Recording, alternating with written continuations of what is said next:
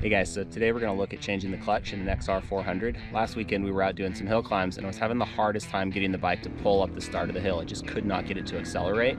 It would go, but I thought that maybe I was screwing up the corner or something like that.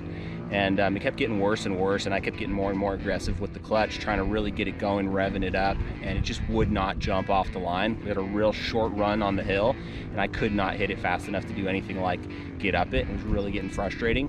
Finally, we realized that the clutch was fading. Actually, it was up on the hill a little bit and could not even get the bike to dig.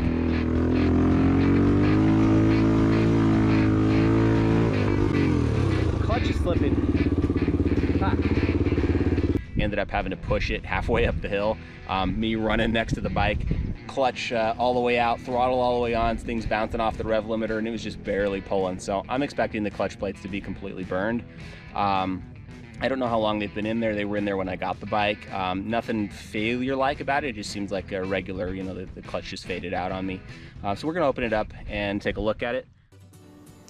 So for this job, you don't need a whole lot. A screwdriver to help pop the cover off the case, a couple of wrenches, 8, 10, and 12, an 8, 10, and an 8mm socket wrenches, and in my case, a hammer to repair the damaged bolt.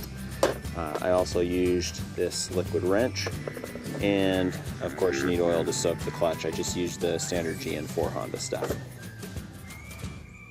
One thing that's really important is to make sure that you soak the clutch plates before you install them. So I'm going to go ahead and this is just the plastic casing that they came in, the friction plates from the new kit. And I'm going to go ahead and just use the regular Honda GN4 oil for this. I always hate, it feels kind of like a waste, but it's really important. Otherwise the clutch plates will be dry and they'll stick together and you'll have all kinds of issues with them.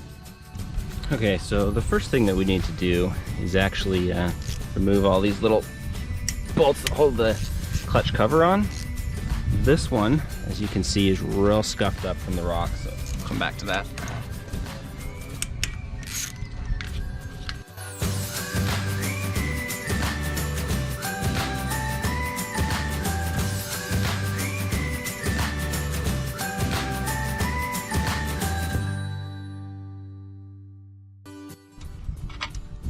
Notice that not all these bolts are the same length. It's going to be important to get them back in the right places. Obviously this short one's not going to even hold in these longer tubes.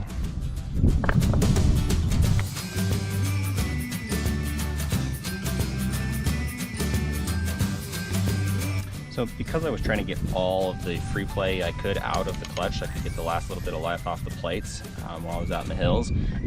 I ended up dropping this adjustment all the way out, and therefore it's pretty loose here.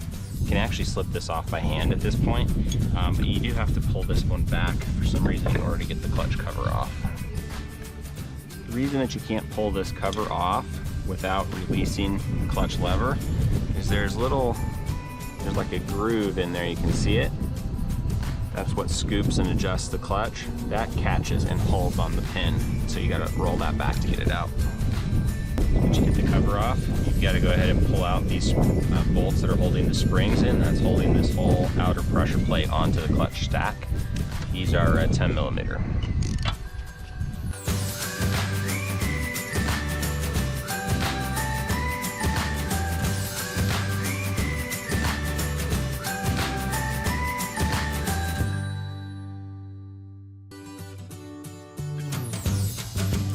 So there's the old clutch springs.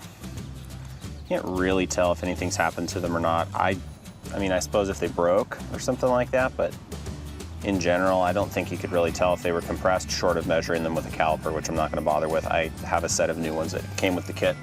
You want to pay some attention to what order everything is in, because you got to put it back together in the same way, even though you're using new plates.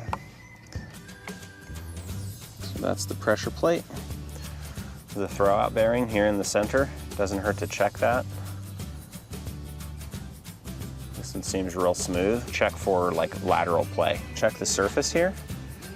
If you're worried about having your clutch engage like unevenly, you may have this thing warped and you'll have to do a run out check on it to see if there's any variation in the height. And pay attention to the order of the plate. So you have the pressure plate that goes on top, and then you've got alternating friction plates and steel plates.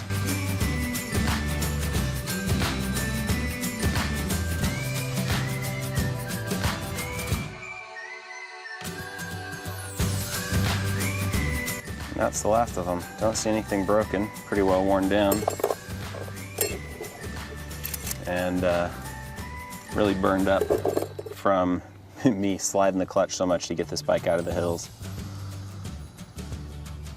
So you can also check this backing plate on the basket. In this case, mine feels really smooth. I just don't see any issues. So I'm gonna go ahead and start dropping the plates back in.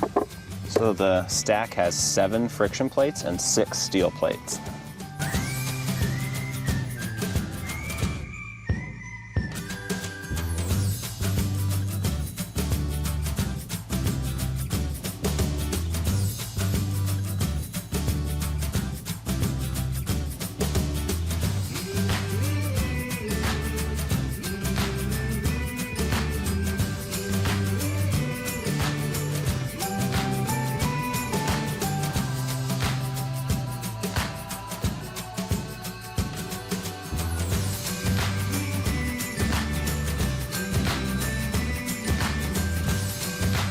All right, so it's just like when you're putting a wheel on the car, you do a cross pattern. So you go here, here, here, here, like that, and you can go around that way.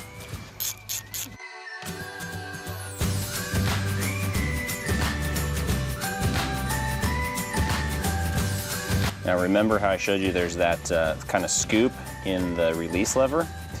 You gotta move it around to the right position until that scoop gets in under. You can actually feel it lock in, and that'll lock this whole thing in place. And then we can drop the screws back in. You can usually see where the long ones go because you've got this long tube. It's actually reaching all the way through the second piece of the cover. In this side, except for this one where there's also a bit of a spacer, but in these 3 you can see they don't go very far. So it's actually not so hard to know which one goes where.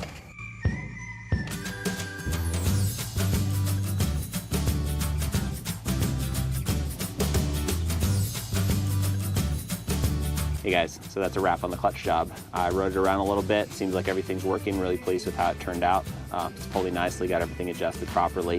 If you find value in these videos, we appreciate a like and subscribe. Hope they help you, and hope to see you next time. Thanks guys.